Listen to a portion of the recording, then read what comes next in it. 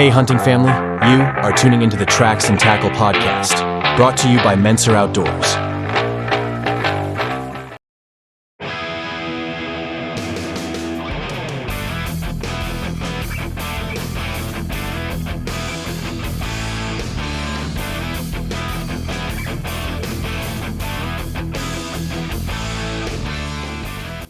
Hey, hunting family, welcome back to Tracks and Tackle. In this episode, we're going to bring you up to speed on some recent summer activities. We've been busy making repairs at our hunting cabin, honing our archery skills as we gear up for the fall season. But the main focus of the episode, we're going to be diving into some Pennsylvania's game regulations. Join us as we discuss, review, and navigate the rules that will shape our upcoming hunting adventures. Whether you're a seasoned hunter or new to the game, this episode is packed with insights to help you prepare for a successful season. Let's go. Hey there, hunting family. It's time to give a shout out to a company that's been keeping our communities moving since 1995. I'm talking about Interstate Garage Doors. For nearly 3 decades, Interstate Garage Doors has been the go-to choice for comprehensive garage door services in South Central PA, as well as the surrounding Hagerstown, Maryland, and Martinsburg, West Virginia areas. And get this, they're not just any company. They're veteran-owned and family-operated, with a proud history of serving both residential and commercial clients. Their professional technicians are the real deal, offering top-notch installations from industry-leading manufacturers and expert repairs for all garage door makes and models. From residential garage doors to overhead doors and openers, Interstate Garage Doors does it all. So whether you're a hardworking contractor building homes or a homeowner looking for service or just needing an upgrade, you can trust Interstate Garage Doors to get the job done right. And hey, they're not just experts in garage doors, they're also experts in giving back to the community, sponsoring podcasts like Tracks and Tackle. Are you ready to experience the Interstate difference for yourself? If so, here's a little something extra for our loyal podcast listeners. Use promo code Tracks and Tackle when you contact Interstate so they know you heard about them here. Just visit igdoors.com today to get an estimate or request service, or give them a call at 717-263-3150. Don't wait. Take the first step towards a smoother, more secure garage today.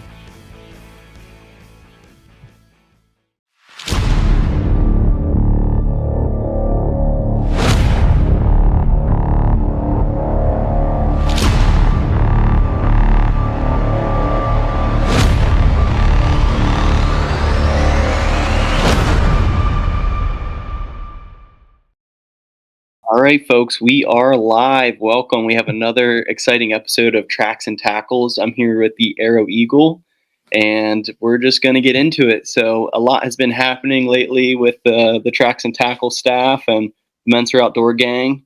Of late, we've been heading up to our camp doing some cabin repairs.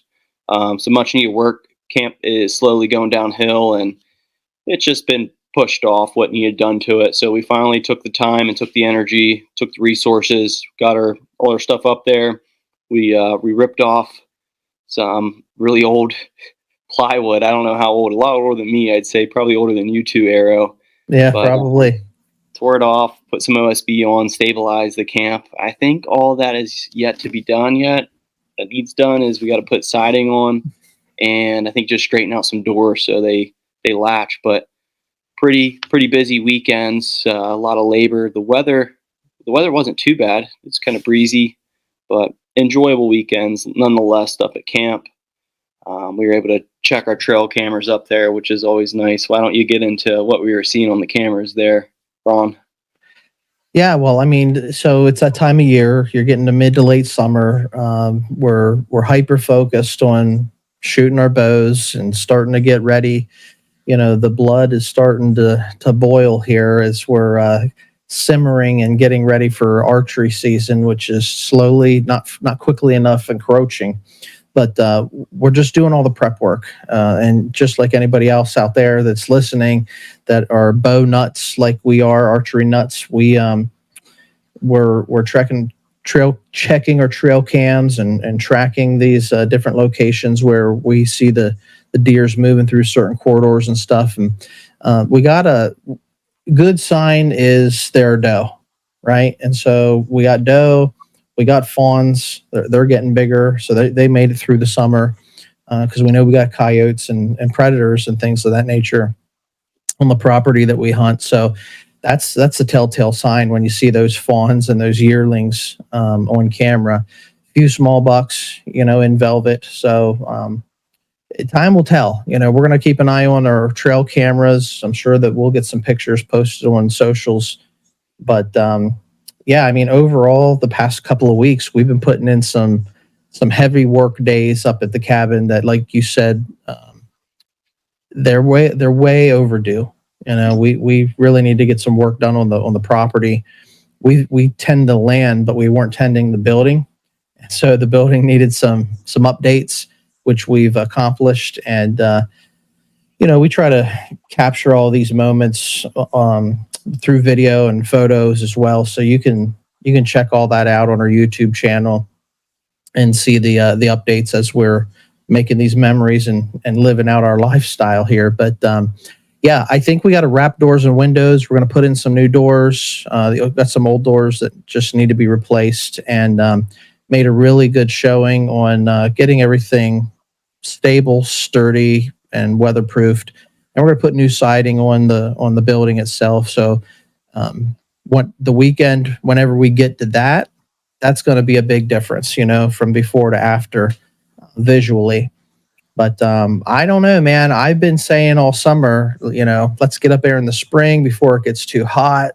I didn't want to work, in the heat in August, but as a family, we kicked the can down the road, and here it's August, and we had to get up there and do the work. But like you said, surprisingly, it wasn't terrible with heat and humidity, and put in some long weekends, but they were enjoyable, without a doubt. Yeah, I agree with you. Everything worked out, and to what you said, to an extent, like the work we did, it really doesn't look like much was accomplished. The house wrap, when it was done, like it looks like it's new, but I'm excited. We're simple folk. We live really easy. Our cabin's very primitive. We run a generator for electricity. There's no running water. We use the outhouse for the bathroom. Ron here introduced me to the state-of-the-art outdoor shower. It's a little plastic jug that holds about, I don't know, 5 gallons of water. And since it's black, it heats up in the sun, but we never really let it heat up. But just having an outdoor shower is a nice commodity out there. But when we get this nice mellow green siding on, man, we are going to be living large. Yeah, I mean, yes, we will be. I was just going to say, like, we're high tech camping, and just living life like a caveman. But there's no other way. There's that primal piece of going out, harvesting your own food, living off the land. We're certainly not glamping, but it's fun, and it's been something that we sort of focus the show around. A lot of our stories and stuff come from that property up there. People that have gone up there and spent time with us, or our hunting endeavors, where we go up there. And we got a lot of memories on that property. So we want to take care of it so that we can pass it on to the next generation, which is another major topic of Tracks and Tackle, is, preserving, conservation, preservation, and passing on things to the next generation. Yeah, lots of memories are made up there, and lots to be made yet. So that's why it's important to continue to maintain the property and to maintain our shelter that we stay in. But yeah, so let me ask you a question. We got some work. We put a lot of work into it and stuff, and we got a lot of memories up there, like we said. But like, how old do you think you were? Like, do you remember how old you were whenever we acquired that property? Because you were pretty young. I don't remember my first time up there when we acquired it. I only remember the building of I guess our bunk room. I don't remember that during childhood. I only remember from pictures. My only fond memory is the swing up there. Right. The tree swing. On little rope, a tree swing. The other day, this year, I tugged on the rope, jokingly going to get on it, and it snapped right away. So the durability on that ain't that great. But just going up as a youth, there, especially during the summer, just hanging out is what it was about. Very cool. Well, that's what's rewarding about going up. And, so now, you're older, I'm older, but not only are we making memories together, but we're sharing them with the people that are listening, the audience here. So, you crazy, wild folks out there that are following Tracks and Tackle, we appreciate you. And hopefully, we got a lot more stories to bring to you here this fall. It's getting to be that time of year. We were shooting the bows. You've been shooting yours? Yeah, I've been shooting in, not necessarily messing around with adjusting my sight, but just knowing at what distance and how high I need to hold my 20-yard pin. I have a 20-yard pin and a 35-yard pin, we'll call it, but just building up my confidence, especially with those further shots. I just want to make sure that I'm being ethical and responsible out there whenever I hit the release and let that arrow have the majestic flight. Mm-hmm. Yeah, there's nothing. I mean, you practice and practice, and then real reality sets in, like in the moment. And even when you think you got everything dialed in, anything can happen in the woods. So that's why we do it. Repetition, muscle memory, that sort of stuff. We did some shooting last week. Was it last weekend? 2 weekends ago, we were shooting up Yeah, there last at the weekend cabin. we had our We didn't do too simulation. bad. Yeah. We had our guide, our Lon. We had him moving the bag for us to unknown distances, and we got one shot. So some of them could have been better. Some were pretty good, but the good part was we hit our target, and there wasn't any arrows lost, because out in that woods, it's real easy to lose an arrow, especially if you miss the bag. Yeah, no doubt. For real. If you miss your target out there, there's a really good chance you lose your arrow. So, and like you I'm say, the fog of war in real life, you're trying to make a mental picture of where was the animal standing, where did the arrow hit, where did the deer run off to. There's a lot of things going on in your mind in that moment. So you got to be dialed in mentally. Yeah, I'm really looking forward to it. And before we went live here, we were looking at our calendars and talking dates, but we should figure out a date. You can come over. Lon made an idea of it too, but bring your target over, and we'll just play some random places, and we get enough targets. We don't have to move them as often, but it'll just be fun to hone in and kind of have a challenge for each other. So we can have a little arrow derby over here. We find some Yeah, time. that sounds like a good time. We really ought to do that sooner rather than later. Yeah, right. And I know we want to test my new climber stand and see about getting some reviews out there. I know yours is pretty comfortable from what you say, so it'd be nice to compare. And Ace wants to hone in on his too. Yeah, I think that would be really, really good. If we can get Ace, he's another guy we need to get on the show. He hasn't been on in a while. And, what's wild is his show, when he came on last, is our most listened to podcast to date. And so he's got some fans out there, or maybe it's because he's a young guy and, you got the lady outlaws are checking in to see what he's about. I don't know, but we need to get him back on the show, because I know he said he's willing to come back on too and get into toward the hunting season. I know he's got stuff to talk about too. So I'd love to get out there, shoot with you guys. And, if we could shoot from some stands at some different locations and have an arrow derby, I'd love it.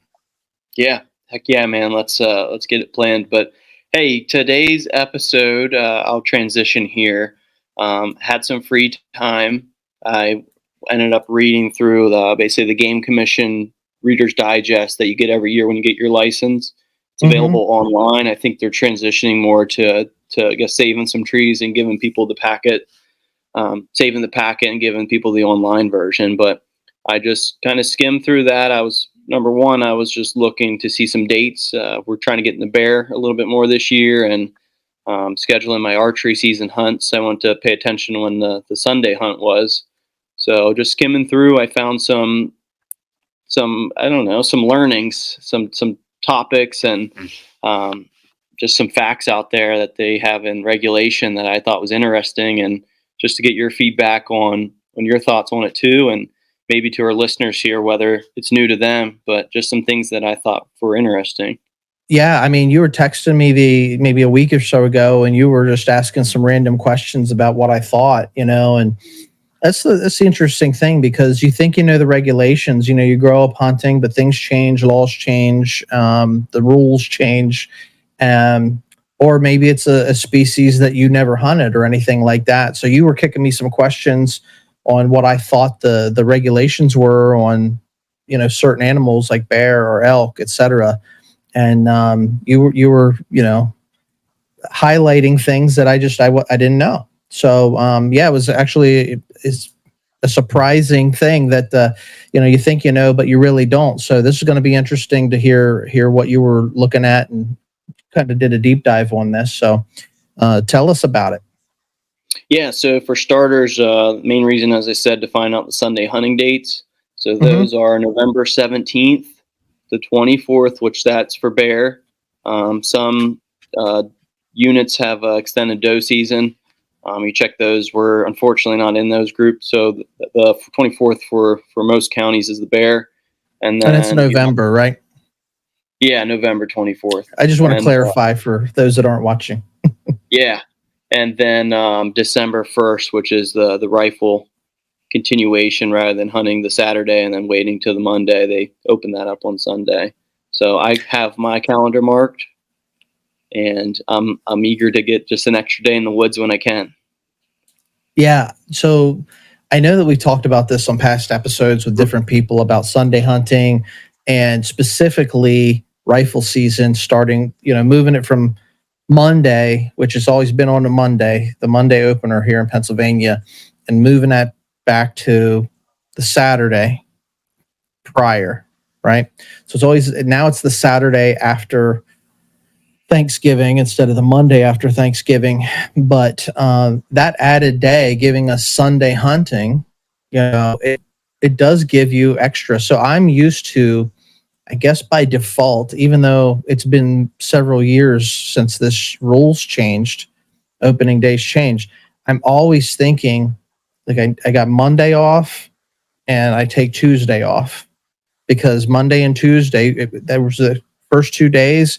And those were the days that I was going to take off of work or school or what have you. And I was going to hunt those first 2 days. But now we were just talking here about taking, take Monday off. So you get a 3 day hunt. But if you take Tuesday, it's a 4 day hunt. So you go up on Friday, you can hunt Saturday, Sunday, Monday, and Tuesday. If you still take Monday and Tuesday off of work, 4 day hunt, that's, it's not the entire first week, but you're almost at the cabin for a work week. And that's not a bad deal. Right. Yeah, couldn't agree more. It's Yeah. just the more time that you're up and you're out, more likely you're going to have some success, but just more time at camp too as well, and more time with you and the team. Yeah. And I say, like, I think things are either going to happen on the first day or for us, it's been like the second day, the past, year or whatever. We have conflicting stories on just even, when we got into action. You go back and try to remember the story. Was that opening day? Was that the second day? When we got into the pile of deer that we started shooting at. But it's either happening or it's not. Where we hunt. So either till that time of year, the deer are starting to group up, and you either find them or you don't. So just putting a couple extra days in is not a bad idea. And you touched on bear season, so I'm curious to, you've done some bear hunting with your buddies in the past, right? No, I haven't. So last year, well, I guess rewind 2 years ago, I was Hmm. supposed to. Bear season lines up with archery as well. That was when you and my buddy Nate, we went up to camp. We Yep. we hunted the weekend. Um, I misaligned my dates, but that was when I was supposed to go to my buddy's camp. So I dropped the ball on that. And then this year I got it scheduled and made sure the date was right. I checked, but it was just a downpour, so we didn't bother even going out. So this year I'm hopeful. Even if I don't make it out there, I know on our property we've been seeing some sign, so I'll be somewhere for bear season. But that comes in archery October 21st to November 9th. and then rifle transitions. It's November 23rd to the 26th, and that's where that Sunday hunt comes into effect. It's not just you hunt a day or two and then you have to wait that Sunday. But something I thought was interesting too. I'm not fully educated on this, but I don't know if previously if muzzleloader was allowed during the archery season for bear. But this was in the update for this year. The muzzleloader season was going to be shortened to the same time as the rifle season now. So I'm assuming previously it might have been aligned with the archery, but now they're making muzzleloader and rifle the same. But they're just doing this to reduce the harvest rate and just to improve the stability in the bear population. Yeah, I know. I got a lot of buddies that love to hunt muzzleloader, and I'm sure it's a lot of fun. I'm sure it's a blast. But man, there's an old video on our social of me. I'm sitting at a red light, in traffic, head up to the cabin. I'm talking about muzzleloader versus archery, and I prefer to hunt with a stick and string, is what I said. And the deal here, the way my approach is, I like to hunt archery because, one, it's not as cold usually. It's a little bit more sustainable for long sits. I love hunting the rut. Who doesn't, right? And you got a lot less hunters in the forest. Now, rifle season, and this goes for muzzleloader too. Once the deer start hearing the guns, fire off, it's like they know what time of year it is too. Like any deer that's been around for more than 1 or 2 years, they know, all right, I can't graze out in the field during daylight. I'm going to have to, I'm going to go over to these woods that are posted or protected and aren't as pushed as much. I'm an archery guy because there's less guys in the woods, and the deer haven't really caught on yet to the time of year it is. Like you have a better, I feel like my odds are better, but archery and muzzleloader do cross over, or have in the past here. And look, God bless you if you like to muzzleloader hunt. Go out and do it. That black powder, hunt your hunt the way that you want to hunt it. But for me, I always hated that crossover, because you're starting to get more guys in the woods. The gun's starting to go bang, so the deer are a little bit more heads up, paying attention to what's going on, and it's just the change of season, I guess. But that's always been my stance on archery versus muzzleloader. So it's interesting that they're changing those dates. Yeah, and just with archery too, you think how they legalized the crossbow for the non-handicapped hunter. Right. I'm Right. sure that brought some more hunters into the woods, and I don't have anything against the crossbow. But when it ties into the muzzleloader, I'd never shot one before, so I don't know. If I pick that up, it's a lot of fun. I'm sure it's fun, but compared to that Yeah. thrill and that rush when you have that, that shooter buck, or just a nice mature doe coming to you 20 or 30 yards away. But yeah, it just haven't done it yet to really give my opinion. But yeah, hunt your hunt, as you said. Yeah. Look, at the end of the day, if it's getting more people out in the woods, I don't know. It's that we want to preserve hunting. Like, we want more people, more young people to take on hunting. You don't even have to be young. Like, if you never gone hunting before and it's something that interests you, find a mentor, go out and give it a try. Just be safe and follow the regulations that are put in place, and we want to see people hunting. We don't want it to be like a dying sport. But when I'm out in the woods, I want to be left alone, so like that's the hardest thing, especially when you hunt public land, is hunters being on top of one another. Like in rifle season, it's like an army of orange, like we say, and everybody's out in the woods. Archery, muzzleloader, it's probably not as bad. So that's another benefit of hunting earlier in the season. Yeah, no, I agree. And to tie in, we were talking about bear and archery. Something else that I found. So for bear and deer, the minimum draw weight on your bow is 35 pounds, and for elk, it's 45 pounds. Why do you think for an elk it would be more? I thought a bear would be more, but it's interesting to see that there's just that 10-pound difference. yeah, the physiological, like the physical makeup of a bear, I know, like they, especially that time of year, like they're putting on fat, and they got a lot more fat than you're going to see on a whitetail buck, for example, which is a very lean type of meat. Um, Elk, I've never hunted elk. I'd love to hunt elk. I think that's on my bucket list, is to harvest some elk. I've eaten elk, and I love the taste of the meat. So I don't know the answer to it specifically, but my guess is, it's the toughness of the muscle. Um, Bear, what are the? I don't know. I know bear have the layer of fat, and but they got muscle as well. So what do Yeah, you think the answer is? I don't know. I think the elk and the deer are more similar structure. The elk is bigger than a deer.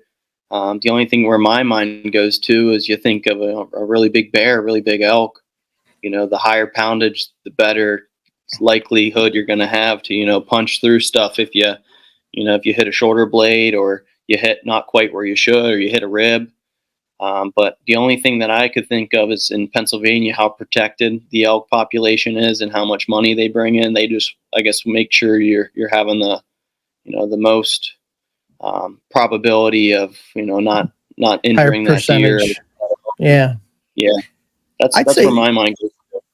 my guess is, most archers out there are shooting a lot more than, what did you say, 35 pounds for a bear You or know, a deer. Like 35 and maybe, 45 for the elk.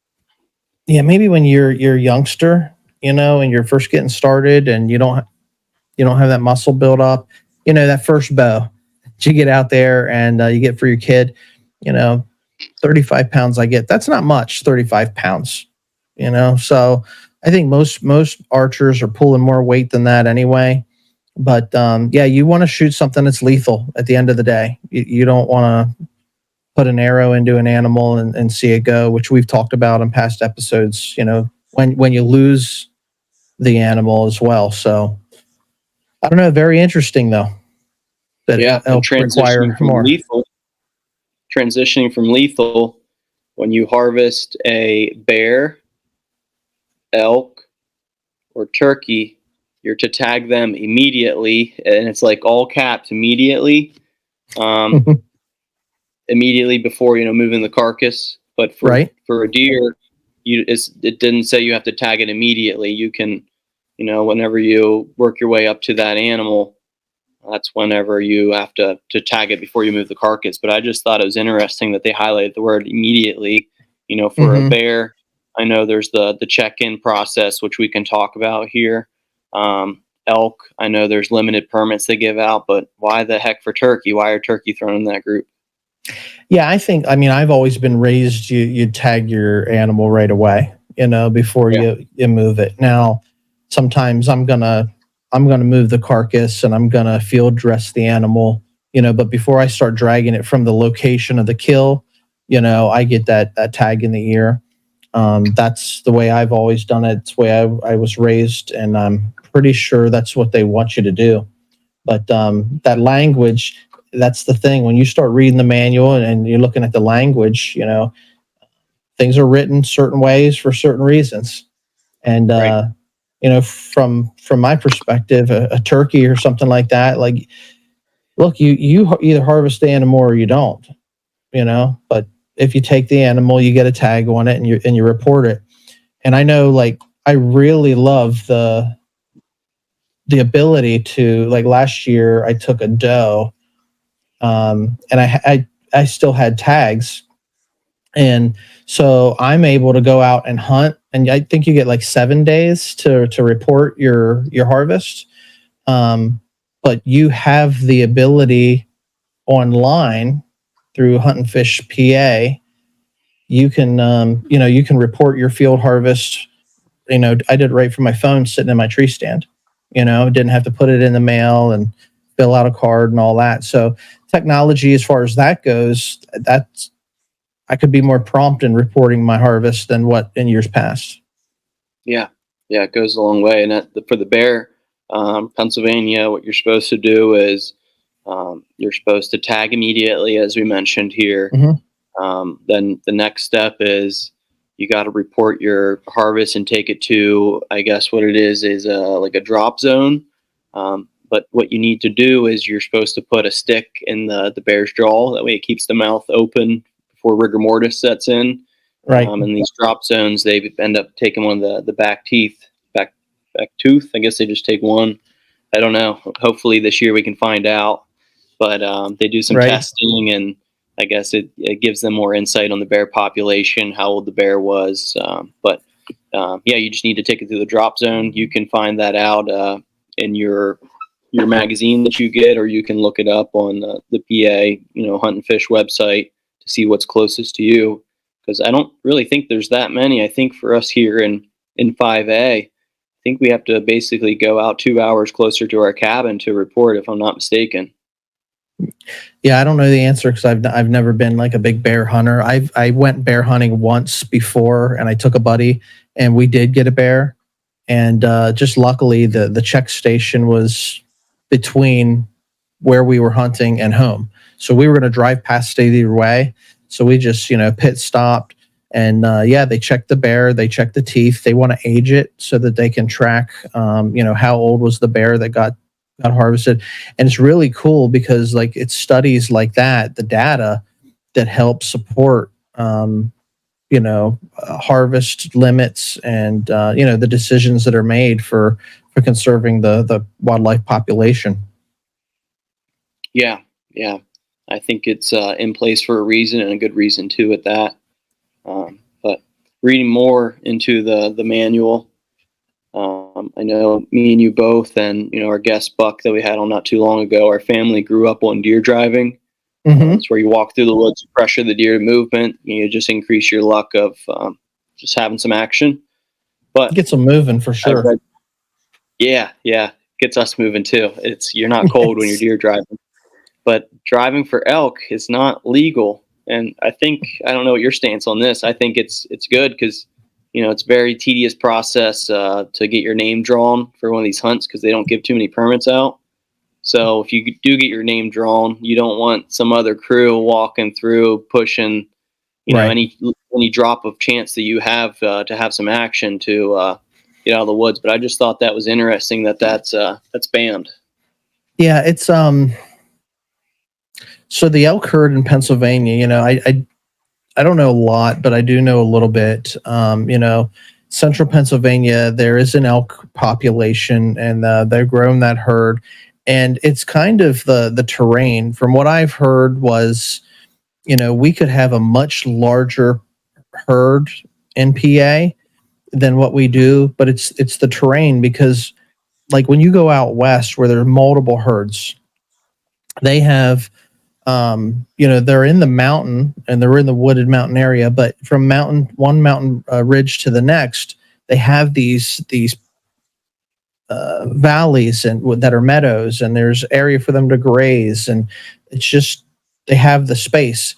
And here in Pennsylvania, where you go from mountain to mountain and you get into a valley, like that's where population, like we're building homes, and we just don't have the space. As you go up into northern PA, it does get wider and more open, and that's where these elk can thrive.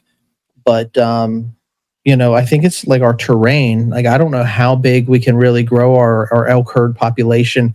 I heard that there's like two major herds in PA. So I got some statistics for you here. So there is roughly 1,400 elk freely roaming, and it's about a 3,000 square mile area, right. And it's mostly within Elk, Cameron, Clinton, Clearfield, and Central County. So that's all the northern aspect. But if you really think about it, up in elk territory, it's an elk every square 2 miles. But that's not the case, as you said, because they tend to herd up. Right. And it's a different type of hunting too, right? So it's kind of like, you're going to call and you're going to try to bring them in. And if you do we have a lottery for the elk tags. And if you get drawn for that, man, I'm telling you, you want to make the most of it. So yeah, absolutely. You don't want somebody like walking through, busting your hunt up. Because I think they assign you a zone, you got to hunt a certain zone that's just, coincides with your tag. So wherever that is, some zones might be have a higher take rate than others. But like I said, I'm no expert on it. We really ought to get somebody in here that knows what they're talking about and have them, talk us through the PA elk hunting process, because it is fascinating. And like I said, it's one of those things that I'd really love to be able to do someday. Yeah, it's a good idea. One of my good buddies, we were loosely talking about it, and I brought some of these topics up to him. But he recommended too, and I think we both should. I'm younger, but I guess the number of tickets that get entered in this lottery, they re-roll over each year as you apply more and more. So if you start young, by the time you're old, you'll have a more likelihood of getting selected. But I just asked him like, oh, like what would you do if I got I wouldn't know where to start. I think step one would be find a guide service up there. And Yeah.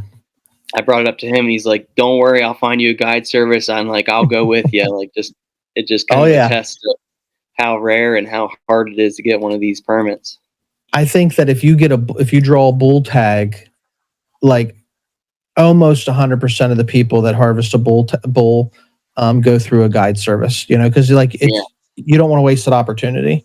Now, you probably have a less opportunity or a less high percentage of people that if they got a cow tag, a female, some of those guys go out and try to do it their own, but a lot of them get a guide anyway. So anyway, that's the ultimate thing. You want the meat. I'm hunting for meat. Yeah, I'd shoot a cow and I'd be happy, but I mean, I want that set of horns, man. That's really a trophy. That's a trophy too, So anyway, that's it's nice to say because there's a lot of people don't even realize we have elk in Pennsylvania, and Yeah. I'm glad you had the numbers because it's a decent little herd. Yeah, and just I know elk bring a lot of money in for the state, just the tourism, and they do a lot to keep them protected. A big thing they're doing to keep them protected is trying to keep the chronic waste disease out of their herd. I guess it's southwestern PA, and there's a few blotches. If you look at a map, there's one. I think it's by 4C. So I looked in this too, and so there's a lot of rules and regulations when it comes to CWD zones, basically because they're trying their best to keep that herd in that small area and not let instances of the disease spreading, which it spreads through bodily fluid. So if they're licking the same tree, sniffing each other's urine, whatever it might be, natural processes. But as for doe tags, I just looked for the statistics this year. So each year they adjust based on the population, which they look at through those harvest reports that Ron brought up not too long ago. But 5A seems to be pretty consistent. They didn't change it, so they kept it about the same. 2C, where we have our cabin property at and where we like to do a majority of our hunting and we like to make some memories, they actually increased the population of the doe tags out there 5,000. So I don't know if that means there's more instances of the CWD or if that means just compared to previous years, maybe not as much harvest or not as much success reported. And then if you look at the map towards 4C, that's out towards Lancaster, I believe. They actually increased the doe tags by 21,000. So that's a big jump. I think they had a new CWD hot zone there. So yeah, that's they want to thin the herd out. Go in correlation, but 21,000 more that's a lot of deer. Yeah, that's they want to take and they want to thin that herd out for sure. Yeah. I don't know. The CWD stuff, like I get it, wanting to keep it out of the elk herd, which is up north. It's frustrating for a whitetail hunter. Certainly, you don't want to see that disease spread. And there are differing opinions on CWD. To the legitimacy versus the severity. But what I'll say is, from my perspective, a guy that does spend a lot of time in the woods, I do go out archery hunt. It changes the way that you hunt when you can't use scent You can't you shouldn't be using like your mock scrapes and things like that. Anything like that that's going to encourage a deer or a buck to come in and sniff and smell, like those type of things. You can't use those in CWD zones, and that makes hunting archery a little bit more difficult, because if you got a buck and you put out some doe scent, and it's the rut, and they're coming in to check out that hot doe urine, their brains on that, and you can ambush and be successful. So hunting in CWD areas like we do, it definitely changes the way that we hunt. But I understand why the rules and regs are there. Yeah, yeah, and then we have to leave the spine and the brain matter. Yep. Can't move those across the Can't transport it. Yep, Yeah, because they want to keep it to that point. Yeah, I mean that's the same way, state to state. Like I think Ohio's that way. Like you can't transfer your deer. If you harvest one in Ohio, you can't bring it back without, you got to have it processed out there before you bring it back. So yeah, like you said, that spinal fluid, that brain matter, like all that's got to stay put. Nice, nice. And then another topic here. I talked to you loosely about it, and this will be good to stir the pot, because this was a controversy. I don't know if controversy is the right word, but there was a avid hunter out there, and he was looking for clarification on it. But there was a rule change. There's those little magazines. I don't know if it's called the Game News ones, but they send out each month little pamphlet. But anyways. Allegedly, I guess not allegedly, this is the truth. This is the regulation, not the law. It's a regulation. But whenever you harvest a deer, say you hit one, but if it's after legal hunting hours, you're technically supposed to call the game warden, and they're supposed to give you permission, or they're going to come out and walk with you, which I think we both share the same opinion. Ethically, if you shoot that deer, you should be able to track it down, no matter, if it's first thing in the morning or right before dawn. Yeah, time of day. I mean, I get it, the purpose of like going on to someone else's property, but look, if it's my property and I've got an animal that's been hit, the time of day really shouldn't matter to me, in my approach. And I'm sure maybe somebody can enlighten me on the reasons why, but as long as I'm not crossing over into somebody's property. And look, even if I have that person's, permission to go on their property to track a deer, I want to be able to do that too. Cause you want to make sure that animal's expired and not, just laying there suffering or anything like that. Right. So, that's an interesting regulation that I was not aware of. Yeah. And it brought up a point too. I'm assuming this is just for a rifle, because that's when the fluorescent orange requirement is needed, for safety purposes, but also when you're tracking. And even for me, if I were to use the dog to help in a tracking excursion, we need to be wearing the legal amount of orange when we're doing our tracking, just, I guess for safety. But it would be interesting to see if they wanted that for archery as well. But I wouldn't see why for archery. I'd think so the orange regulations, usually if it's just archery, I think you're okay to be camo.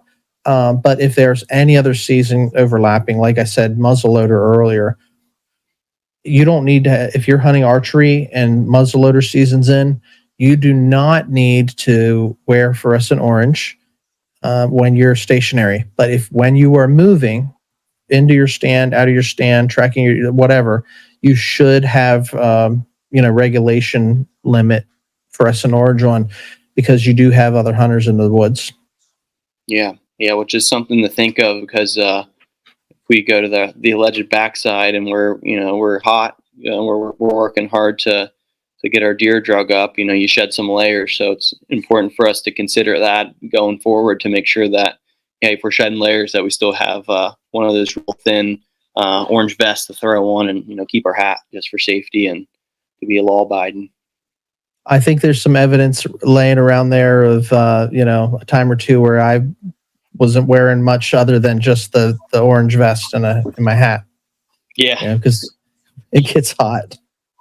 it gets hot quick. And then I don't know if you knew the full definition of this. I recently learned it. We all, whisper down the valley, what does this mean? But the purple paint, you know what that means? Yeah. The purple paint is they instituted that a few years back, 2 or 3 years ago, I think. But it's posted. I mean, it's the equivalent of a posted sign, so you don't have to put, the old yellow posted signs and where you sign it and date it on a tree every 50 yards. If you see purple paint, that's the equivalent of a posted sign. It's a property line saying this land's posted. You can't hunt it without permission.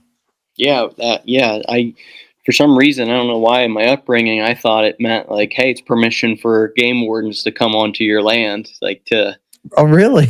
Yeah. I don't know why. So when I read it, it was really nice. Just give me some clarity. But now it makes complete sense. Like, that's much better, man. I wonder why all these game wardens have permission to travel. Yeah, but I've seen plenty of it. So now to know, like, hey, steer clear. But that is, I think it's a good idea, good concept, because you see those old posters. The weather gets the best of them, and then I'm sure ultimately the forest floor eats it. Yeah, you're driving nails and stuff into trees where you don't really have to be doing that. So, that impacts the forest as well. Right. But that's pretty much all the concepts and the learnings that I wanted to cover. This last one just made me laugh. Is towards the end, they're making the 6 suggestions that, you as an outdoorsman can do to, basically help the environment. Okay. But the big one was slow the mow.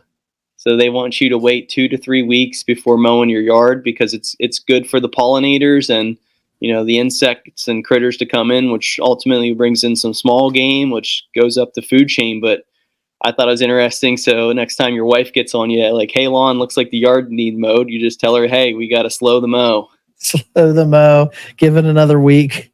Because we're thinking of the pollinators. Yeah. It makes sense. That's funny.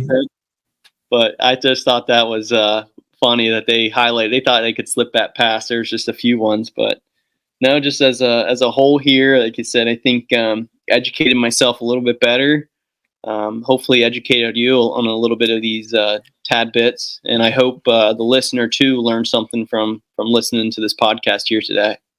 Yeah, I think to drive the message home is, if you're going to go out, you get your license, whether you get them, you still get the paper copy of the Hunter Digest or the Hunter and Trapper Digest, or you go online, like, read it, educate yourself on your area, wherever you're listening, different rules and regulations in different states, but understand the laws, try to do your best to comply with, what they are, because they're put in place for a reason.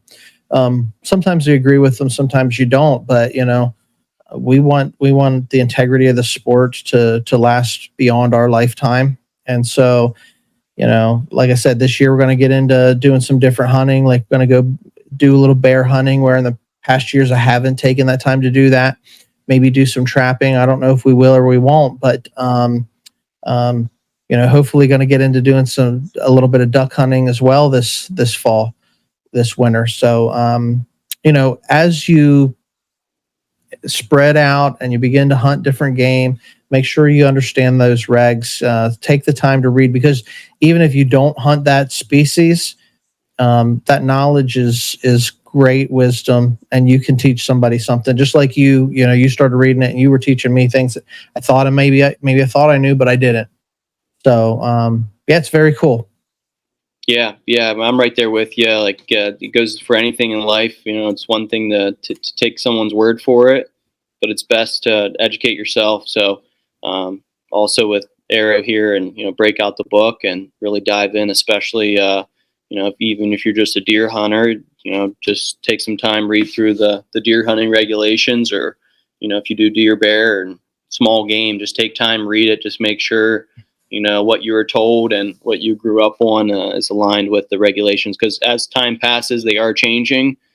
They're evolving.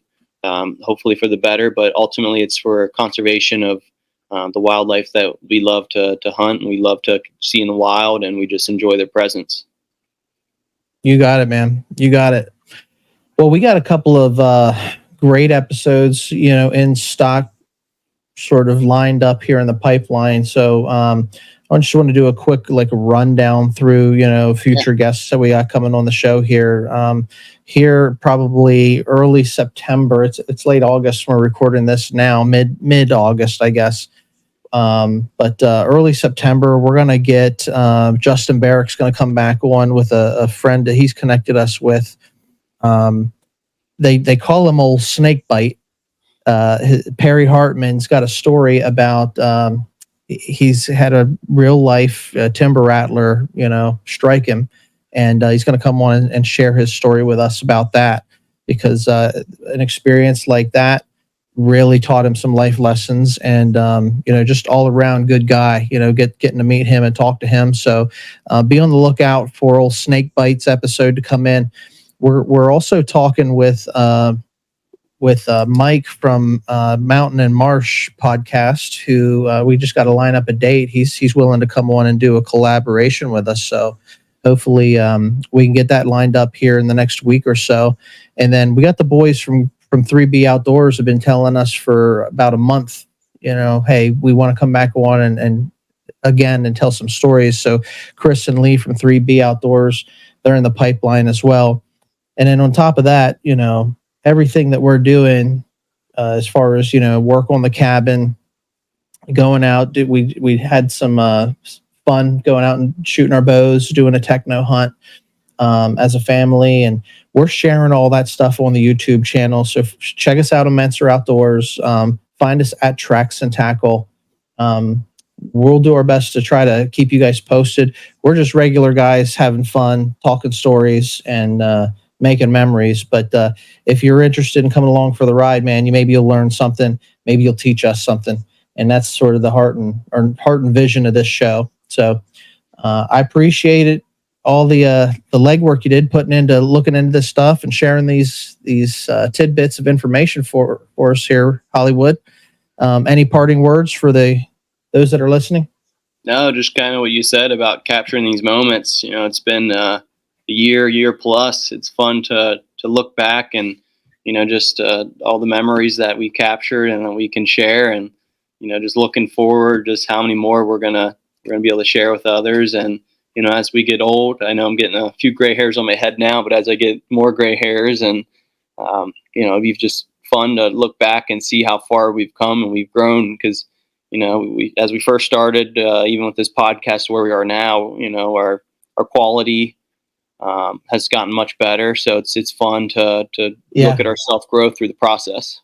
Yeah, totally. I mean, look, you don't know what you don't know, but you got to step out and do it. And so that's sort of what we do. We're just learning as we go, and gleaning from everybody that we talk to and interact with, and we're making friends along the way.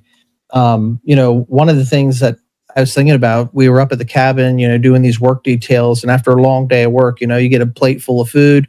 We get cleaned up with the camp shower that I had made shift camp shower, and we're sitting around before calling it a night, and we started really talking about like our hunting cabin top 10 list.